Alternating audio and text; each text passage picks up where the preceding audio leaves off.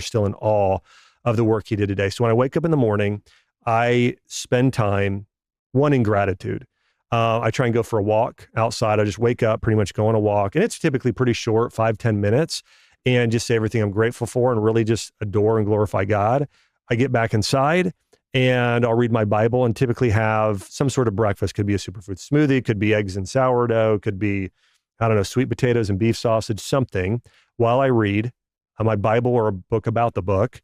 And then I will maybe spend some time in either prayer or meditation for a few minutes.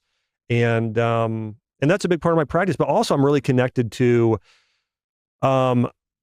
like a growth group, sort of iron sharpens iron. You know, it's like, if you want to grow in anything, you know, Dave Ramsey did this. I interviewed him recently and he had a great study. He told me they did this study at his organization and they found that I think he said the biggest determining factor in somebody being wealthy was the people that other people spent time with.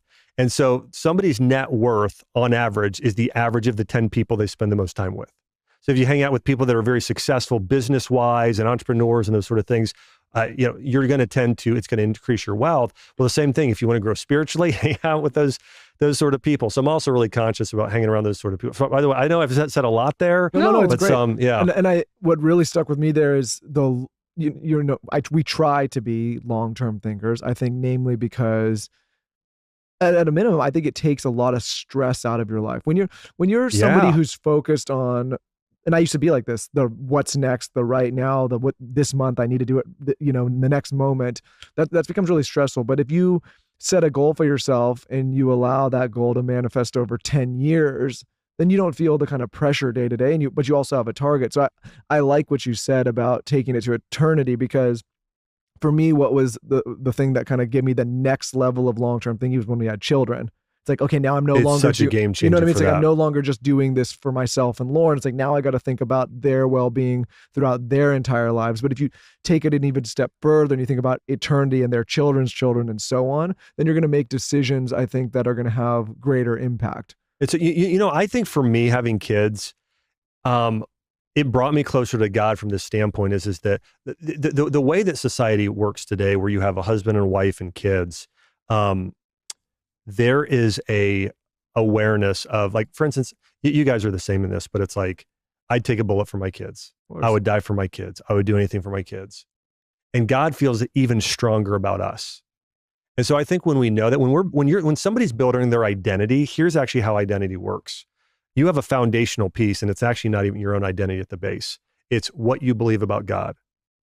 A.W. Tozer said, what you believe about God is the most important thing about you. And then the next thing is your own identity in connection to others. Because, like, for instance, when I became a dad, well, that's connected to other people. That radically changed my roles, my responsibilities. And then your identity is what feeds your purpose. And then your purpose feeds, your actions and so on and so forth. But I think that, being a parent, I think I became more aware of, it makes you much more aware of the long term. We need to get into your story. I mean, this is a wild, crazy story. Was it an accident? Well, so here's what happened. Well, one, I almost died about 1 year and 9 months ago. And when I say, people might say, but no, I was very, very close to death and almost being very close to being permanently disabled. And so what happened was I had injured my back weightlifting, and I tried all kinds of things. It got somewhat better, but not all the way. I just had this, I went and I was lifting and I bulged 2 discs in my back. Squatting or something? Back squatting? Well, I was more CrossFit and then doing heavy rows, actually really heavy with a cable. And then I ended up getting stem cell done in my disc. I took my own bone marrow, concentrated, and it helped tremendously. I couldn't even believe how much it helped. And then I thought, well, I'm going to get it done again. These years later, got it done again.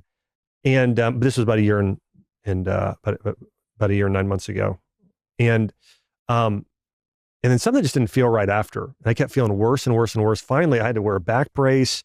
Finally, one morning I woke up and I couldn't walk. The pain was so excruciating. I mean, I'm talking about a 10 out of 10 pain. And we had to call an ambulance. We were living in Puerto Rico at the time, between Puerto Rico and Nashville. We're still in awe of the work he did today. So when I wake up in the morning, I spend time, one, in gratitude. I try and go for a walk outside. I just wake up, pretty much go on a walk. And it's typically pretty short, 5-10 minutes, and just say everything I'm grateful for and really just adore and glorify God. I get back inside and I'll read my Bible and typically have some sort of breakfast. Could be a superfood smoothie, could be eggs and sourdough, could be, I don't know, sweet potatoes and beef sausage, something, while I read my Bible or a book about the book. And then I will maybe spend some time in either prayer or meditation for a few minutes. And that's a big part of my practice. But also I'm really connected to like a growth group, sort of